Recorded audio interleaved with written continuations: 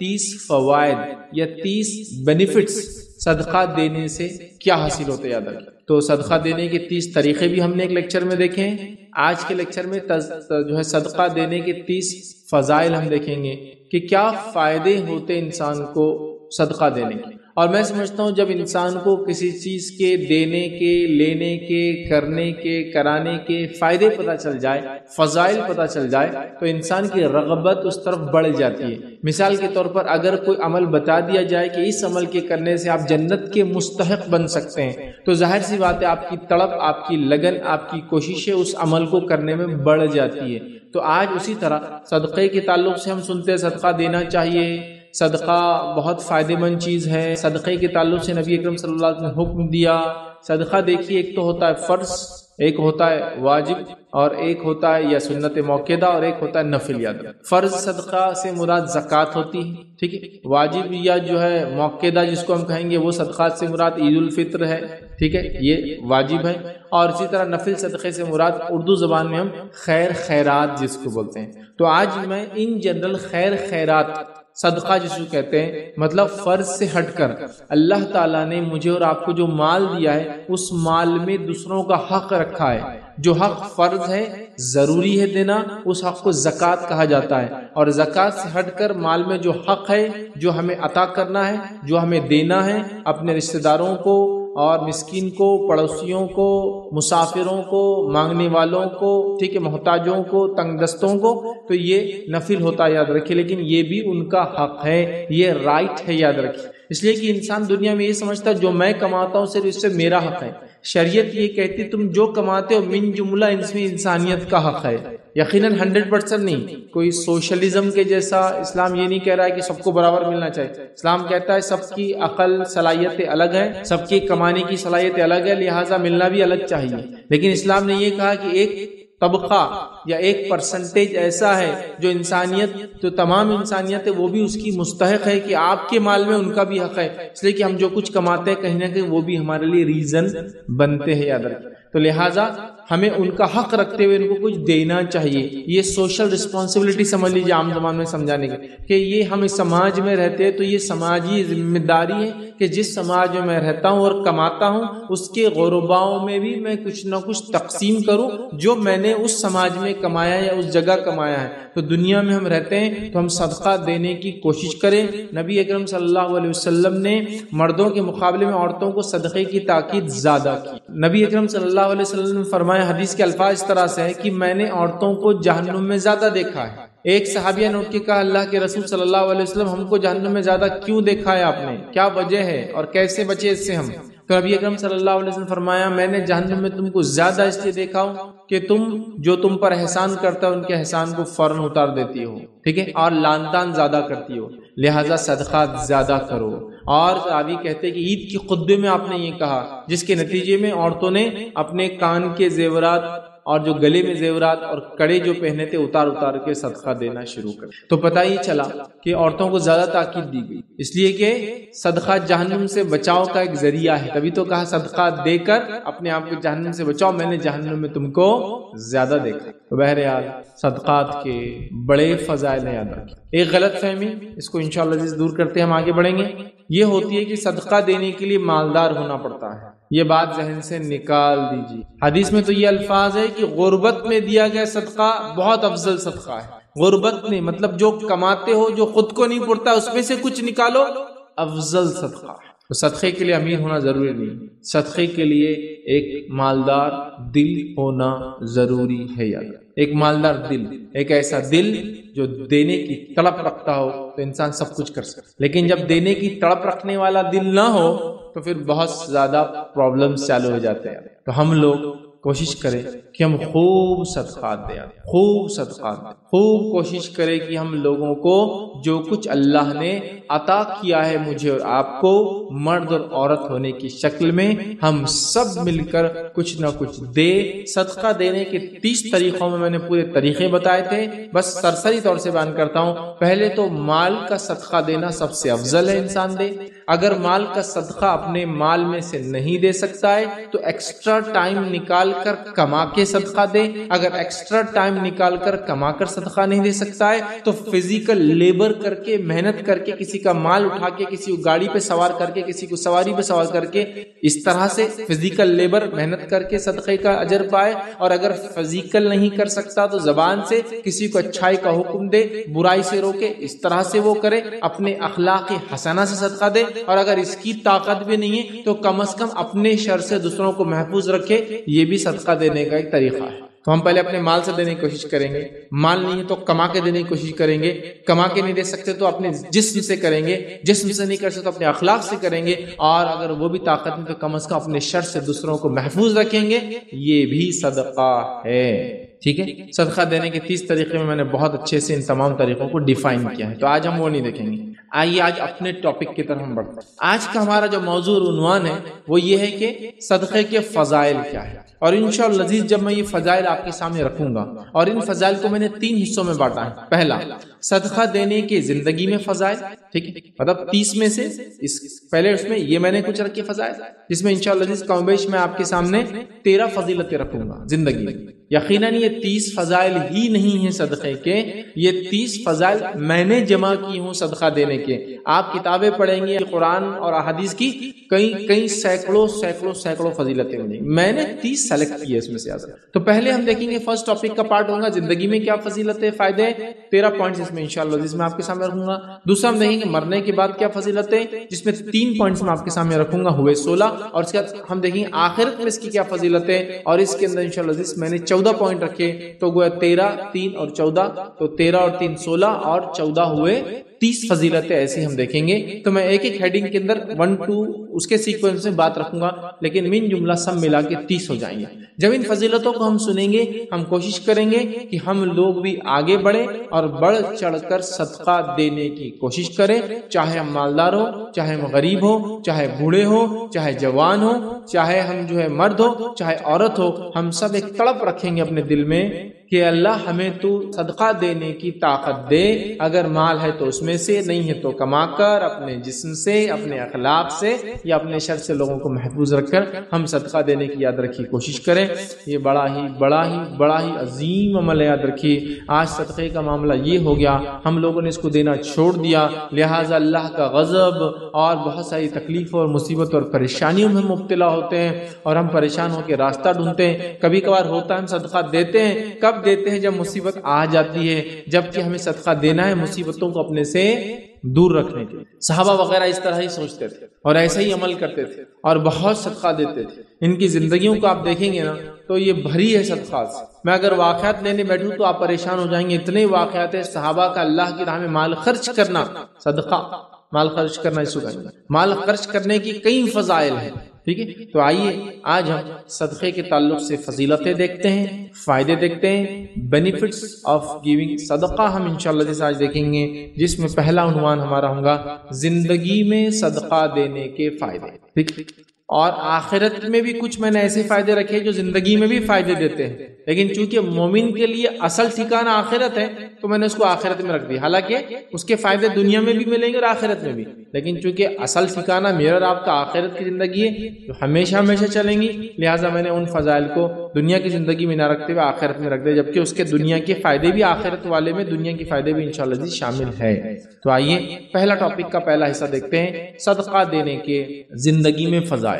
وہ کیا فائدے ہیں جو مجھے اور آپ کو، وہ کیا فائدے ہیں جو مجھے اور آپ کو صدقہ دینے سے زندگی میں حاصل ہوں گے، اپنی اس ورلڈلی لائف میں اس کا بینیفٹس اور گینز ہم حاصل کریں گے. آئیے وہاں سے شروع کرتے ہیں. یہ بات کامن ہے، ساری حدیثیں کامن ہیں، آیتیں بھی کامن ہیں، مردوں اور عورتوں کے لیے یاد رکھیے. مطلب کوئی یہ نہیں بولے کہ بھائی عورتوں کے لیے کیا، سب کے لیے یہ سب کچھ ہے، اس میں سب کچھ شامل ہے. اب وہ کام جو عورتیں نہیں کر سکتی، جیسا بہت ساری عورتیں نہیں کماتی، تو وہ ہو سکتا ہے کچھ گھریلو کام کر کے کمائے اور صدقہ دے.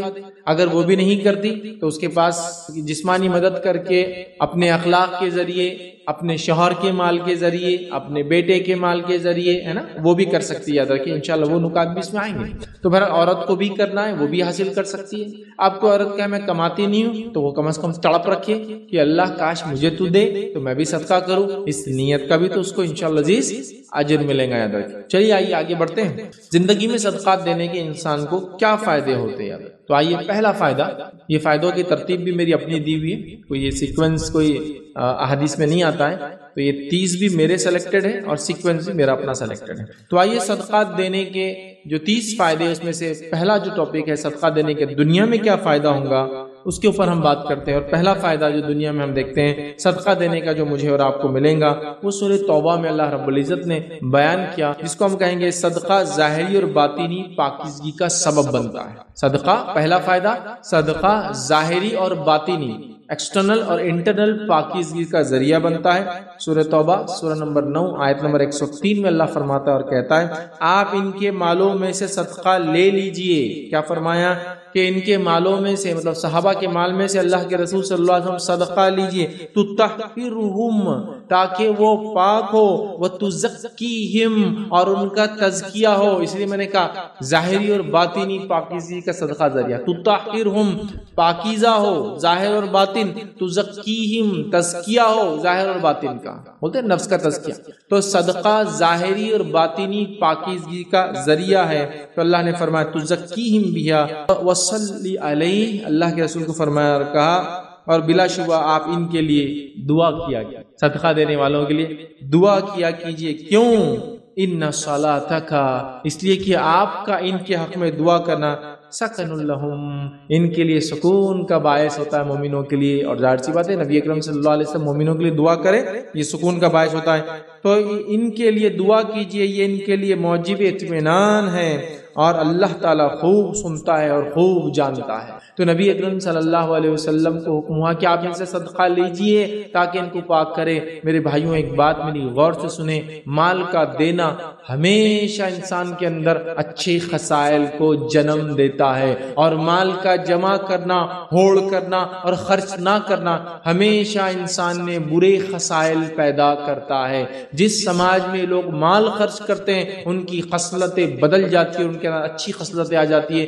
چونکہ جتنی خصلتیں بری مال جمع کرنے سے، اللہ کے راہ میں نہ خرچ کرنے سے ہوتی ہے، دوسرے کسی عمل سے اتنی برائیاں نہیں آتی. کینہ، تکبر، حسد، جلن، لالچ، رشتے کو توڑنا، یہ سب عمل مال جمع کرنے کے ہوتے ہیں. اور انسان جب مال جمع کر کے سوچتا ہے میرا ہے، تو غریب رشتہ دار اس کو مصیبت دکھتا ہے تو رشتہ توڑ لیتا ہے. کسی کے پاس زیادہ دیکھتا ہے تو اسے جلن کرنے لگتا ہے، اور لالچ کرتا ہے کہ دوسروں کا بھی میرے پاس آ جائے. تکبر پیدا ہوتا ہے کہ میں نے کمایا، عقل جیسا فرعون کو تھی، حامان کو تھی، اور اسی طرح جو ہم دیکھتے قارون کو تھی کہ یہ تو ہم سب کچھ ہے، ہم نے ہی سب کچھ کمایا، یہ ہماری کمائی ہے. قارون اس کے لیے ہمارے لیے بہت اچھی مثال ہے، یاد رکھیے. یہ سب ہوتا ہے. لیکن جب انسان مال خرچ کرتا ہے تو عاجزی، انکساری، حلم، بردباری، جھکاؤ انسان کے اندر ہے. معلوم آپ؟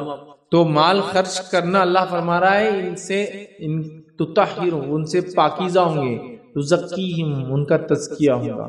مال خرچ اس سے ظاہری اور باطنی طور سے انسان پاک ہوتا ہے. بڑی اہم چیز ہے، اور ہم سب برائی میں لت پت ہے، یاد رکھیے. نکلنے کا ذریعہ ہے مال کو خرچ کی. آئیے دوسرا فائدہ ہم دیکھتے ہیں مال خرچ کرنے کا جو زندگی میں ہوتا ہے، وہ یہ ہے کہ صدقہ نہ کرنے والا موت کے بعد واپس آنے کی تمنا کرے گا. اب یہ تو نہیں دینے والے کا انجام ہوا، میں یہاں کیوں رکھ رہا ہوں؟ فضیلت بتانے کے لیے رکھ رہا ہوں. اتنا افضل عمل ہے کہ جو کر کے نہیں جائیں گا، موت کے بعد دعائی دیں گا رب کو، اللہ واپس موقع دیا جائے میں جا کے صدقہ کروں گا. سمجھ رہے آپ؟ اگر ایک میت دنیا میں واپس آنے کا سوچ رہی ہے، ایک مردہ دنیا میں واپس آنے کا سوچ رہا ہے، تو یقیناً ایک بڑا کام تھا جو چھوڑ کر گیا ہوگا، تبھی تو واپس آ کر وہ کام کرنے کی بات کر رہا ہے. تو صدقہ نہ کرنے والا موت کے بعد واپس آنے کی دنیا میں تمنا کریں گا تاکہ یہ عمل کر لے. تو دنیا میں زندوں کو کرنا کتنا ضروری ہوا ہم سوچ لے. اللہ رب العزت قرآن میں سورہ منافقون سورہ نمبر 63 آیت نمبر 10 میں فرماتا ہے اور کہتا ہے وَأَنفِقُوا مِمَّا رَزَقْنَاكُم مِّن قَبْلِ أَن يَأْتِيَ أَحَدَكُمُ الْمَوْتُ، خرچ کرو اس سے پہلے کہ تم میں سے کسی کے پاس موت آ جائے. خرچ کرو اس سے پہلے کہ تم میں سے کسی کے پاس موت آ جائے، فیقولا، اور مرنے کے بعد وہ کہے، ربی لولا اخرتنی الی اجل قریب، اے اللہ مجھے تھوڑی سی ڈھیل اور مہلت دی جائے، کیوں قریب، فاصدقا، تاکہ میں صدقہ کر دوں، واکم من الصالحین، اور میں نیکوں میں شامل ہوں۔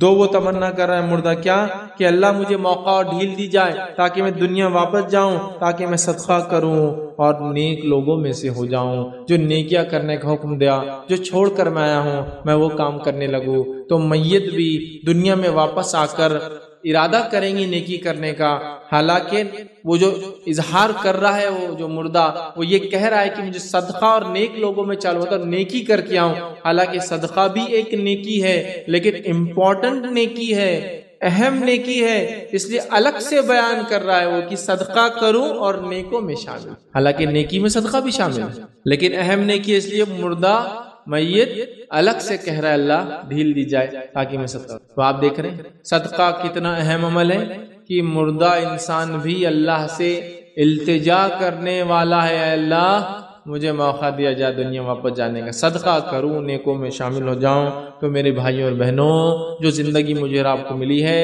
اللہ نے جتنا دیا ہے خوب صدقہ کیجیے۔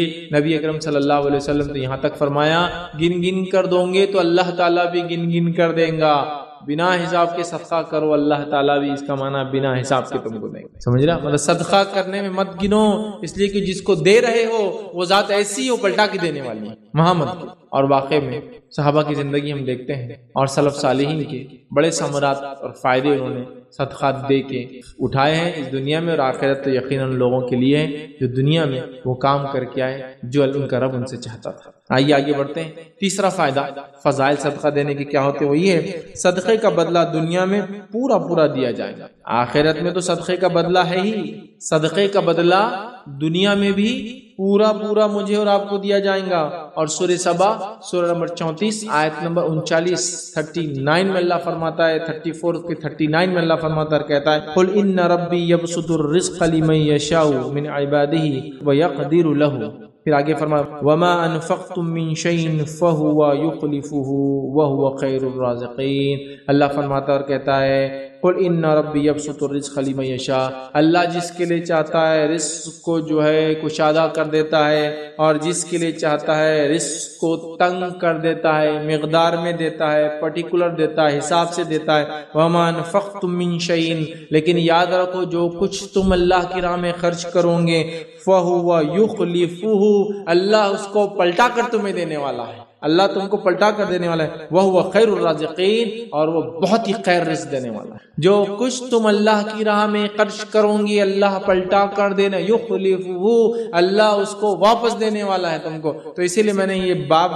اس کو جو ٹاپک دیا، صدقہ دینے والے کا پورا پورا بدلہ دنیا میں ملتا ہے، اللہ پلٹا کے دیں گے، اللہ پلٹا کے دیں گا۔ صدقہ دینے والا کبھی لاس میں نہیں ہوتا ہے، صدقہ دینے والا کبھی لاس میں نہیں ہوتا ہے، اللہ رب العزت اس کو پورا پورا پلٹا کر دیتا ہے، اور جس خالص نیت سے جو چیز جب اس نے دیے اسی طرح اس سے بہترین انداز سے، بہت بہترین انداز سے اس کا رب اس کو لوٹا کر پلٹا کر اس کے بدل میں دیتا ہے۔ یہ بہت بڑی بات ہے۔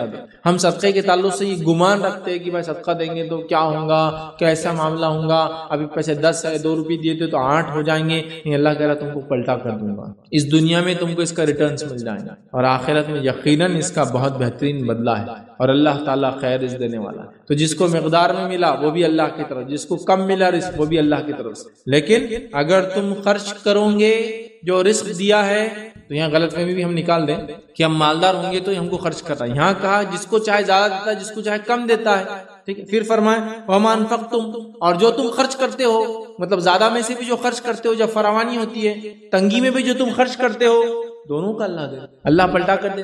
سمجھ رہے ہیں بات کو؟ تو لہٰذا ہم صدقہ دینے میں پیچھے ذرہ برابر نہ ہٹے، شیطان کے بہکاوے میں ذرہ برابر نہ آئے، چونکہ وہ بہکاتا ہے تمہارا مال کم ہو جائے گا۔ آئیے آگے بڑھتے ہیں۔ صدقہ دینے کا چوتھا فائدہ دنیا میں جو ہوتا ہے، زندگی میں جو ہوتا ہے ہماری، وہ کیا ہے؟ صدقہ رب کے غضب کو بجھا دیتا ہے۔ آپ صلی اللہ علیہ وسلم نے کہا صدقہ رب کے غضب کو بجھا دیتا ہے۔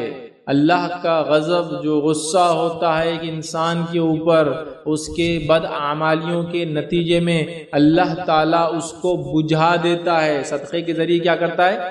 ختم کر دیتا ہے. سمجھ رہا؟ تو ہم اللہ تعالیٰ سے چاہتے ہیں کہ اللہ تعالیٰ ہم سے ناراض نہ ہو، غضبناک روز قیامت نہ ہو، ہمیں آسانی کرے، حساب و کتاب آسانی سے ہو، عذاب ہمیں نہ ملے. تو صدقہ ذریعہ ہے، صدقہ اللہ تعالیٰ کے غضب کو بجھا دیتا ہے. سمجھ رہے؟ اس لیے میں نے شروع میں کہا نا، ہم لوگ کبھی کبھار صدقہ کب دیتے ہیں؟ جب مسئلہ ہو جاتا ہے، پہلے دینا ہے. جیسے ہمارے پاس صدقہ لوگ دیتے نہیں. کب یاد آتی؟ بچے کا ایکسیڈنٹ ہوتے ہوتے بچ گیا، صدقہ دو. یہ بھی ٹھیک ہے، یہ بھی ٹھیک ہے، لیکن سوال یہ ہے پہلے سے دیتے رہنا چاہیے. ہم لوگ کیا کرتے ہیں؟ صدقہ پہلے سے دینا ہے، مصیبت آنے کے بعد نہیں ہے. مصیبت آنے کے بعد بھی آپ دے سکتے ہیں، مسئلہ نہیں ہے، لیکن اگر ہم پہلے سے دیتے رہے تو اللہ تعالیٰ کئی مصیبتوں کو صدقے کے ذریعے ٹال دیتا ہے. یہ مانا. تو ہم کب دیتے ہیں؟ جب مصیبت آگے چلی جاتی ہے. اس کے بعد آپ کب دیں گے؟ اگلی بار جب پھر مصیبت آئے، ہے نا. یہی ہمارا معاملہ ہے. قرآن کب پڑھتے ہمارے پاس لوگ؟ کب پڑھتے؟ کوئی گھر میں مر گیا تھا، اب اگلی بار کب کھولیں گا؟ پھر کبھی کوئی مر جائیں گا، ہے نا. جبکہ تو یہ زندگی کی کتاب ہے، لیکن مرنے کے بعد کسی کیا پڑھ رہے ہیں؟ ٹھیک ہے، کوئی مر گیا تو جلدی قرآن پڑھو. ٹھیک ہے، خود بھی پڑھتا آدمی ڈر کے کہ بھائی اللہ تعالیٰ نمازیں شروع ہوگی، قرآن شروع ہو گیا. اب اگلی بار نماز قرآن کب ہوں گا؟ پھر کوئی مرے گا تو پھر تھوڑے دن بعد وہی قرآن چھوٹ گیا، نمازیں چھوٹ گئی، پھر انتظار کسی کی موت کا. تو ایسا مت کریں، پہلے سے ہم خوب صدقہ دیا کریں. اللہ تعالیٰ کے غصے کو صدقہ بجھا دیتا ہے. آئیے صدقہ دینے کا 5واں دنیاوی فائدہ کیا ہوتا ہے کہ صدقہ کرنے والے کے لیے فرشتہ دعا کرتا ہے. صدقہ کرنے والے کے لیے فرشتہ دعا کرتا ہے. حدیث صحیح بخاری کی ہے. ابو ہریرہ رضی اللہ عنہ فرماتے ہیں نبی اکرم صلی اللہ علیہ وسلم نے فرمایا کہ کوئی دن ایسا نہیں جاتا جب بندے صبح کو اٹھتے ہیں تو 2 فرشتے آسمان سے نہ اترے، مطلب 2 اترتے ہیں روز. ایک فرشتہ تو یہ کہتا ہے اے اللہ خرچ کرنے والے کو اس کا بدلہ دے، اور دوسرا کہتا ہے اے اللہ ممسک کو اور بخیل کے مال کو تلف کر دے، ختم کر دے، برباد کر دے، ہلاک کر دے. 2 فرشتے روز اترتے ہیں. ایک دعا دیتا ہے اللہ خرچ کرنے والے کو بہترین بدلہ دے، دوسرا بد دعا کرتا ہے اللہ خرچ نہ کرنے والے کا مال برباد کر دے. اب آپ اندازہ لگائیے کہ 2 فرشتے آتے ہیں، ایک فرشتہ دعا کے لیے، دوسرا فرشتہ بد دعا کے لیے.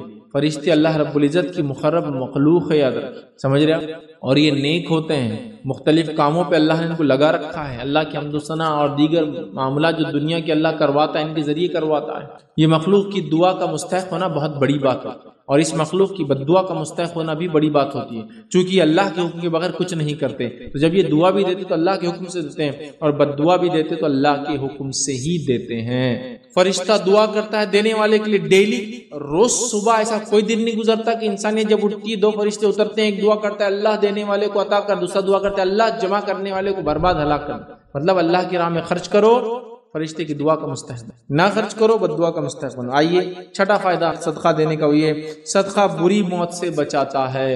صدقہ بری موت سے انسان کو بچاتا ہے.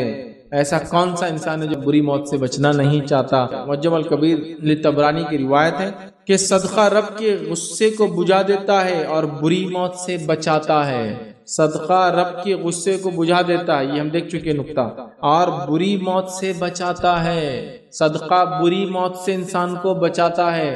ہم میں ہر شخص چاہتا ہے کہ ہمارا حسن خاتمہ ہو، جب ہم مرے آنکھ بند ہو، دنیا سے روانہ ہو، پوچھو خاتمہ اچھا ہو.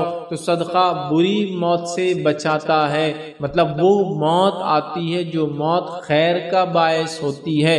ہاں دکھنے کے اعتبار سے موت ہو سکتا ہے اچھی اور بری، ہم جو طے کرتے ہیں دنیاوی لحاظ سے وہ الگ ہو، لیکن موت کا اچھا اور برے ہونے سے مراد وہ فرشتے جو لینے آتے ہیں وہ اچھے اور برے آئے. اگر اچھے آ جائے تو آپ کامیاب ہیں، چاہے موت کے اعتبار سے دشمن نے اسلام کی دعوت کی وجہ سے آپ کو کسی قسم کی تکلیف پہنچا کر کیسا بھی مارا ہو، لیکن جو فرشتے آئے وہ ویلکم کرتے ہوئے آئے، استقبال کرتے ہوئے آئے، خوشبودار جو ہے کفن لے کر آئے، اچھے اچھے ناموں سے پکارتے ہوئے آئے، بشارتیں دیتے ہوئے اس کو کہے، اس کی روح نکلنا شروع کرتی اور بھاگ. یہ اچھی موت. ٹھیک ہے. اور بری موت یہ ہے کہ فرشتے برے برے ناموں سے پکارے، بدبودار کفن لائے اور ایسے مار کے اس کی روح کو تکلیف سے نکالے جیسے ایک زندہ بھیڑ کی کھال پر آپ کانٹے دار چھڑی مارے جس میں اٹک جاتی ہے پھر کھینچے اس کی چمڑی کے ساتھ نکل جاتی ہے، اس طرح سے نکالتا. تو یہ اور اچھی کہ تو کبھی کبھار لوگ ظاہر پہ کر لیتے، پتہ نہیں لوگوں نے کس کس موت کو اچھا اور برا خود ہی بنا لیا جو قرآن و سنت میں نہیں. بولے جنازہ بہت وزنی تھا، بری موت مرا. جنازے کی وزنی اور ہلکا ہونے سے اچھی اور بری موت کا کوئی تعلق نہیں ہے. سمجھ رہے بات؟ اب آپ نے جنازہ بنا لیا 1 کنٹل کا، وہ خطرناک مضبوط لوہے کا، پتہ نہیں کہے گا آدمی کا وزن بھی اس میں 100 کلو ہے، تو آپ بولیں گے زیادہ وزن ہے. تو زیادہ اور کم نہیں. بھائی انتقال ہوا تو بارش ہوئی تو بہت نیک تھے، کوئی دلیل نہیں. انتقال ہو گئے تو بادل آ گئے تھے، حالانکہ دوپہر میں دفنانے گئے، کوئی نیک ہونے کی دلیل نہیں ہے. خبر آسانی سے کھد گئی تو کوئی نیک ہونے کی دلیل نہیں ہے. خبر مشکل سے کھدی تو برا آدمی ہوں گا، کوئی برا آدمی ہونے کی دلیل نہیں ہے. جنازہ جلدی سے اٹھ گیا مطلب نیک تھا، دیر سے اٹھا مشکل سے گیا مطلب برا تھا. یہ کوئی دلیل نہیں ہے. اچھی اور بری موت کیا ہے معلوم آپ کو؟ جو فرشتے لینے آئے وہ خوشخبریاں اور بشارتیں دیتے ہیں. اور بری موت کیا ہے؟ جو فرشتے آئے گھنونے اور گھٹیا ناموں سے پکارتے ہوئے بدبودار کفن لا کے نکالے. چونکہ ظاہر سی بات ہے بہت سارے صحابہ کو بہت اذیت ناک طور سے شہید کیا گیا، بہت اذیت ناک طور سے. سمیہ رضی اللہ عنہا کو ہے نا آپ جانتے ہیں ابو جہل نے برچھی ان کی شرمگاہ میں ڈال دی. تو ظاہری طور سے تو نہیں، لیکن ہماری جو اچھی اور بری موت کیا ہوتا ہے میں وہ آپ کو ایکسپلین کر رہا ہوں. ایک آدمی ایکسیڈنٹ میں مر گیا، آپ بولتے رہے پورا کچلے گیا بری موت مرا. نہیں، ضروری نہیں ہے. وہ جب مرا فرشتے کیسے لینے آئے وہ اصل ہے. سمجھے نا؟ چھت گر گئی، حالانکہ کوئی دب کے مرے تو وہ تو ویسے بھی شہید ہے. اس لیے کہ حدیث میں 10 لوگ شہید ہوتے ہیں کم و بیش گنتی اگر کرے تو ہم، اس میں سے ایک ہے دب کر جو مرے، پریس ہو جائے کسی چیز میں. لیکن ہم لوگ کیا بول رہے ارے وہ تو چورا ہو گیا. یہ نہیں، ایکچولی جب وہ مرا سرکمسٹانسز بھی مانا رکھتے ہیں، لیکن ہر بار آپ اس سے اندازے مت لگانا شروع کر دیجئے. جیسا کہ صحابہ میں سے کچھ کو تو گرم تیل کے اندر ڈال دیا گیا، اصحاب اخدود میں سے ہزاروں کو آنکھ کے علاوہ میں پھینک دیا گیا. جل کے بھن گئے ہوں گے نا، تو کیا بری موت ہے؟ نہیں. فرشتے جب لینے آئے ہوں گے ویلکم کرتے ہوئے، یہ اچھی موت ہے. سمجھے آپ؟ تو کوئی آرام سے بستر پہ مرا تو یہ اچھی موت نہیں ہے. نہیں، بہت زیادہ تکلیف مطلب وہ مصیبت میں تھا، ٹکڑے ہو گئے جسم کے، تو بری نہیں ہے. فرشتے جو لینے آئے ویلکم کیسا کیا. تو صدقہ بری موت سے بچاتا ہے، بڑی اہم چیز ہے. خوب صدقات کریں. آئیے 7واں فائدہ صدقے کا ہم دیکھتے ہیں. دوسروں کا صدقہ اگر ہم خوشی سے ادا کریں تو ہمیں بھی صدقے کا ثواب ملتا ہے. صدقہ کیسی چیز ہے دیکھیے آپ. دوسروں کا صدقہ اگر آپ خوشی سے ادا کریں گے آپ کو بھی اجر ملے گا اس کا. حدیث کے الفاظ سنیے. نبی اکرم صلی اللہ علیہ وسلم فرماتے ہیں، صحیح بخاری کی روایت ہے، ابو موسیٰ اشعری رضی اللہ عنہ اس کے راوی فرماتے ہیں، نبی اکرم صلی اللہ علیہ وسلم نے فرمایا امانت دار خزانچی جو خرچ کرتا ہے، بعض دفعہ یہ فرمایا کہ جو دیتا ہے حکم کے مطابق جو اس کا مالک اس کو بولتا ہے کہ دو اور وہ پورا ادا کرتا ہے تو اس حکم کو پورا کر دیتا ہے، تو اس کا دل بھی اس پہ خوش ہوتا ہے جب وہ حکم کو پورا کرتا ہے دیتے وقت، تو اسے بھی صدقہ کرنے والوں میں سے ایک حصہ یا صدقہ کرنے والوں میں سے ایک ہو جاتا ہے. مطلب ایک امانت دار خزانچی ہے، اس کا مالک آ کر کہتا ہے فلاں کو صدقہ دے دو، وہ ہنسی اور خوشی کے ساتھ دل کی رضامندی کے ساتھ جس کو اس کا مالک کہتا ہے جتنا کہتا ہے اتنا صدقہ کر دیتا ہے، تو اللہ کے رسول صلی اللہ علیہ وسلم فرما رہے ہیں اس کو بھی صدقہ دینے کا اجر ملتا ہے. تو پتہ چلا اگر میں اور آپ کسی کے صدقے کے ذمہ دار ہیں اور اس کو ہنسی اور خوشی کے ساتھ رضامندی کے ساتھ جیسا جس نے دیا اس نے بولا جہاں دینے کا بولا وہاں دیتے ہیں، تو مجھے اور آپ کو بھی انشاءاللہ العزیز صدقہ دینے کا اجر ملے گا. دیکھیے کتنا آسان ہے. لیکن یہاں مسئلہ کیا ہوتا، میں خزانچی ہوں، میں ذمہ دار اور امین ہوں، مجھے کو بولا یہ پیسے دیجئے 10,000 روپے اس غریب کو دے دیجئے، میرا دل ہی نہیں اس کو دینے، میں راضی نہیں ہو رہا تو مجھے اجر نہیں. جب اس کا مالک جس کے لیے دیا گیا جتنا دیا گیا اگر یہ انسان ویسا خوشی کے ساتھ اس تک پہنچا دیتا ہے تو یہ بھی صدقے میں شامل ہو جاتا ہے. کتنی بڑی بات ہے. صدقہ کتنی فضیلت والی چیز ہے کہ آپ صرف وہ صدقے کو دینے والے اور آپ کو اتنا اجر مل رہا ہے. اس سے بڑی بات کیا ہو سکتی ہے مجھے بتائیے. صرف صدقے کو آپ دے رہے ہیں اور آپ کو بھی اتنا اجر، اس سے بڑی کیا بات ہو سکتی ہے مجھے بتائیے، ہے نا؟ بہت بڑی بات ہے. آئیے آگے بڑھتے ہیں. صدقہ دینے کا 8واں فائدہ بغور سنی بڑا اہم فائدہ ہے. دیا ہوا صدقے کا مال جب تک استعمال میں رہتا ہے، ٹھیک ہے، تب تک صدقہ دینے والا اللہ رب العزت کی امان میں رہتا ہے. اللہ اس کی حفاظت کرتا ہے. کب تک؟ جب تک صدقے کا مال کو استعمال کرتا ہے جس نے صدقہ دیا وہ اللہ کی امان میں آ جاتا ہے. امان سمجھتے نا، سیکیورٹی کی گارنٹی اس کو بولتے ہیں امان. بھائی آپ میرے امان نے مطلب، یا وہ آدمی میرے امان نے مطلب آپ لوگ چھیڑ نہیں سکتے، میں نے امان دے دی. اور عرب کے پاس کیا ہوتا تھا جب جنگ وغیرہ ہوتی تھی یا کسی کو مارنے کا جو ہے کوئی بولتا تھا بھائی اس آدمی کو مار دو، اور دوسرا کو بڑا آدمی کہتا یہ میرے امان میں ہے، مطلب اگر اس کو دھکا لگایا تو مجھے دھکا لگایا، تو پھر وہ چھوڑ دیا جاتا ہے نا. طائف کے سفر کے بعد نبی اکرم صلی اللہ علیہ وسلم کو مکے میں آنے نہیں دیا جا رہا تھا. آپ نے امان لی، جس نے امان دی پھر اس کی وجہ سے آپ اندر آئے. جس نے امان دی وہ بھی غیر مسلم تھے. یاد بہرحال سمجھ رہے آپ، امان تو اللہ کی امان جس کو کہیں گے ہم سیکیورٹی گارنٹیڈ. آئیے حدیث کے الفاظ. رسول اللہ صلی اللہ علیہ وسلم فرمایا جو کوئی مسلمان کسی مسلمان بھائی کو کوئی کپڑا پہناتا ہے تو وہ اللہ کی امان میں اس وقت تک رہتا ہے جب تک اس کپڑے کا ایک ٹکڑا بھی باقی رہتا ہے. جب کوئی مسلمان دوسرے مسلمان کو لباس کپڑا پہناتا ہے، جب تک وہ کپڑا پہنتا ہے اس کا ٹکڑا جب تک اس کی آنکھ پہ لگا رہتا ہے تب تک وہ شخص جس نے صدقہ دیا اللہ کی امان میں ہے. اوہ کہاں کہاں انشورنس کرنے جا رہے ہیں ہم اپنے علی. اسلاف کو دیکھا گیا جب وہ کسی کام کے لیے نکلتے تو کچھ صدقات کر دیا کرتے. سیفٹی کرتے ہیں نا، سفر کر رہے ہیں، ایئر ٹریول کر رہے ہیں، اب تو بس ٹریول، اب تو ٹرین ٹریول کا بھی ہو گیا ہے نا. 1 روپیہ 2 روپے کا آپ کا انشورنس ہو جاتا ہے. کمپلسری کر دیا گورنمنٹ نے کہ بھائی نکل رہے تو انشورنس کر کے نکلو، کچھ ہو گیا تو فیملی والوں کو کچھ ملتا ہے. اللہ کی امان میں صدقہ دینے والا جب تک صدقہ جس کو دیا وہ فائدہ اٹھا رہا ہے. مثال کپڑے کی دی گئی، جب تک کپڑا جو ہے پہنے گا تب تک حفاظت میں رہے گا. تو آپ کچھ صدقہ کر رہے ہیں، وہ کپڑا جو آپ نے دیا اس آدمی نے کپڑا پہنے، جب تک ایک ٹکڑا بھی یوز میں ہے نا اس کے، آپ امان میں اللہ، آپ امان میں اللہ. آپ کو کہا نہیں اتنا ہونے کے بعد بھی میرے مصیبت آئی، تو پھر ایک مسئلہ تو ہو سکتا انکم حلال ہے نہیں حلال چیک کرو. دوسرا مسئلہ ہو سکتا اللہ آپ کو آزما رہا ہے. اتنے کے بعد بھی آزمائش تو رہی نا. انبیاء نے صدقہ کیا نہیں کیا؟ کیا پھر بھی آزما. صحابہ نے نہیں کیا، کیا پھر بھی آزما. تو آزمائش ہے اللہ تعالیٰ کی طرف سے. ٹھیک ہے، تو خوب صدقہ کرے. یہ کیا کرتا ہے؟ اللہ کی امان میں ہمیں لے چل جاتا ہے. جب تک کہ دیکھیے حدیث میں الفاظ کپڑے کی، کپڑا جب تک وہ انسان پہنے گا تب تک اس کو اللہ کی امان، سیکیورٹی، سیفٹی مل جائیں گی. یاد رکھیے سب اٹھائے ہم ایسا صدقہ کر کے. یاد رکھیے. آئیے 9 بینیفٹ جو دنیا میں انسان کو ملتا ہے صدقہ دینے کا. صدقہ کرنے والا شیطان کے جبڑے توڑ دیتا ہے. شیطان کیا کرتا معلوم آپ کو؟ صدقہ دینے کا جیسے آپ سوچتے کیا ہوتا، ارے پیسے کم ہو جائیں گے، ارے بچیوں کی شادی کیسا ہوں گا، ارے صدقہ دے دیں گا تو پھر تیرا کیسا ہوں گا، ارے پھر تو ہینڈ سیٹ لائف سٹائل کیسا مینٹین کریں گا، دوسروں کو دیتے جائیں گا. تو پہلے خود کا لائف سٹائل خود کو مینٹین کر، پھر صدقے کا سوچ. جب تیرے پاس 1 کروڑ 2 کروڑ ہو جائیں گے جب صدقے کا سوچ. جب تیری زندگی گزر کے تو ریٹائرمنٹ کی عمر پہ آ جائیں گا، جب سب کچھ تیرے بچے ہو کے حج وج سب کر لیں گا، جب صدقے کا سوچ. ابھی سے کہاں سوچ رہا باولے. اور انسان کو ایسی خیال آتا. دیکھیے آپ صدقے کا سوچیے، ارے بچیوں کی شادی نہیں جان دو رکھو. ابھی ایک آدمی مر رہا ہے آپ کا بھائی اور آپ بچیوں کی شادی، ارے جب ہونا ہوگی اللہ دیں گے نا. ابھی سے یہ پلان عجیب و غریب، اللہ پر توکل کیا ہم نے بھول گئے. ارے آج میرے بھائی مستحق، اس کا ایکسیڈنٹ ہوگا، اس کا فلاں ہو گیا، آج دے دو اس کو، کل اللہ ان کا بھی کر دیں گے. کیا کیوں ہم سوچ رہے ہیں جو رزق میں لکھا کے لائے اپنی پیدائش سے پہلے اس کے لیے ہم کیوں اتنا فکر مند ہیں؟ اس کو صرف کوشش کر کے سنت طریقہ تلاش کرنا ہے.